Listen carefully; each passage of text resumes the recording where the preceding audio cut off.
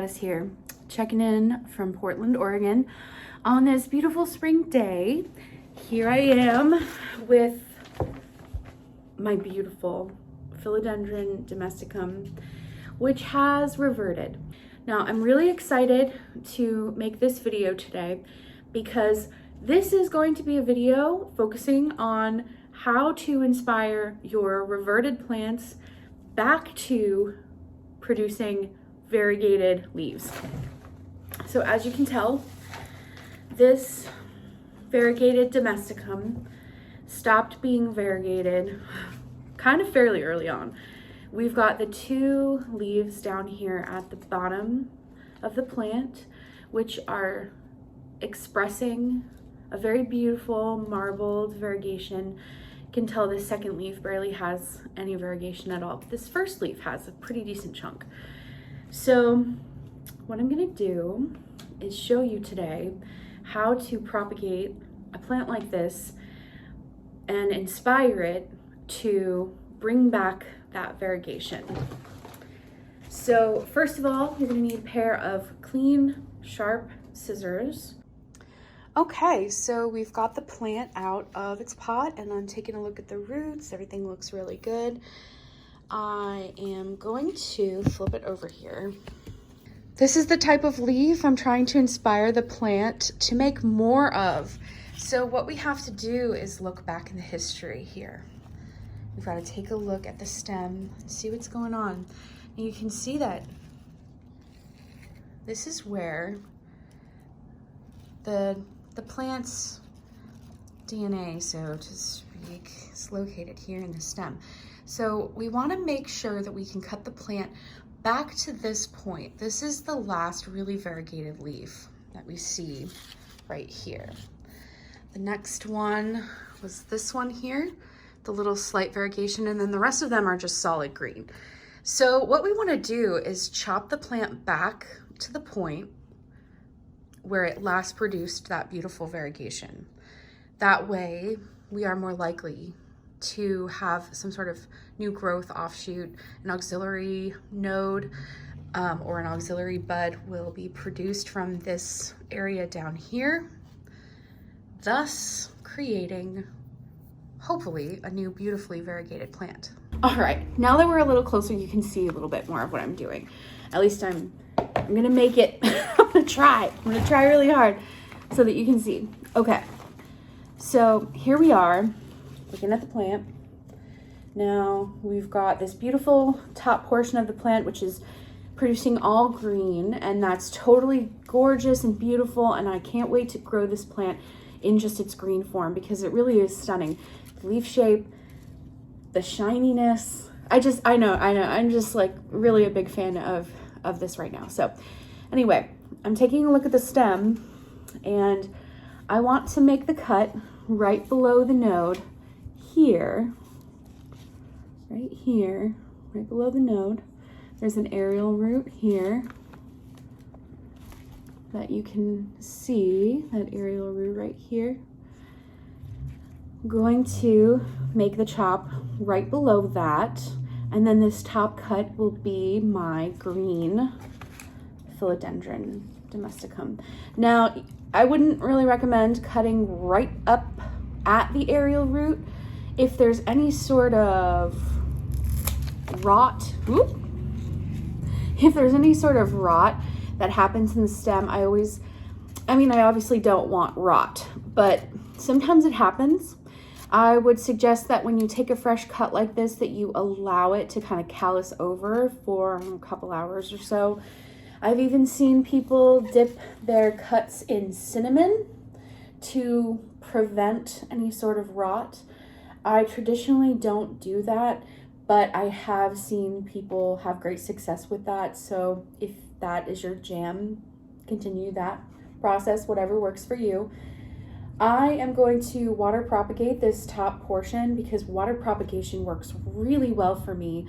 I've had great success with water propagation, and we've already got this really strong aerial root here.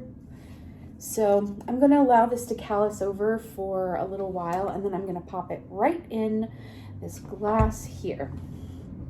But so I've got this beautiful top cut of this Philodendron Domesticum to grow in my greenhouse. I'm going to take a cut right below this node here, above this node. So I'm going to separate these two leaves.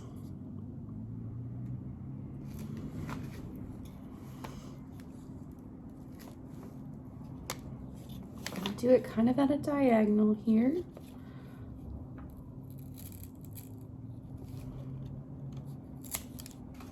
Perfect. This is exactly what I was hoping to do. Now, because they already have such solid root systems on this section here, I'm just going to repot this back into soil. And of course, I've got my giant bag of newt mix. This is called the newt mix. It is pre-soaked in the bioorganic plant food from newt, and it is what I have 95% of my plant collection in. On a completely side note, nothing related to this domesticum, I'm just going to use this pot, but I have to show you this stunning white knight. Holy cow, this is a beast. Look at the variegation on those leaves. This plant has just been such an overachiever since I got it. I bought this as a top cutting. It is in the newt mix, which is, like I said, my all-time favorite mix, and the plants love it so much. We're gonna stick this cutting in this slightly smaller pot. This one's a 4-inch. This one I think is like a 3-inch pot. I really don't want the plants to be working on establishing their root system. The bigger the pot, the more the plants are going to have to stress about, searching and filling up the pot. So if you stay fairly small with a cutting, it will realize that its root system it's pretty root bound, and then it's going to put all of its energy into creating new leaves, and hopefully those new leaves will be beautifully variegated. So now we have the 2 variegated leaves in their own separate pots, going to be producing their own separate new growth, which will be extremely highly variegated, obviously. We are going to stick the top cut here in some water. We're going to make sure that that aerial root is submerged. Now, at this point, you can add things to the water propagation, like the bioorganic plant food from newt. This is a super fantastic fertilizer. It's basically the secret sauce that keeps plants alive and thriving. This makes 3.5 gallons of fertilizer. It's a concentrate that you add to water to create like a tea. You want to add 1 teaspoon of this mixture per 1/2 gallon, and you can also add a little bit of the organic fertilizer to water propagation to help speed along the process. So I'll show you real quick how you do that. So we've got a nice lid here, which will keep everything from spilling. You just pop this out of here like that, and then you just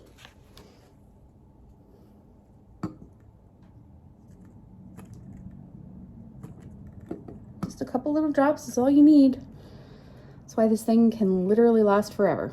That's how I would incorporate using a liquid fertilizer in a water propagation scenario.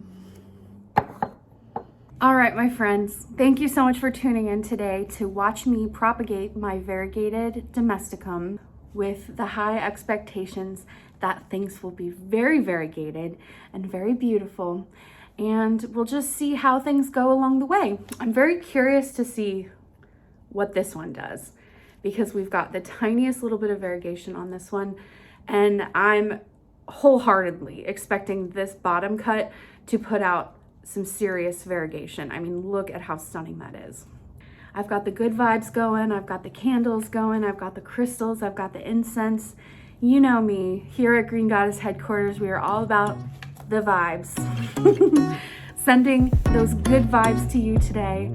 Hope you're having a wonderful day. Get out and enjoy the sunshine. Get your hands in the dirt.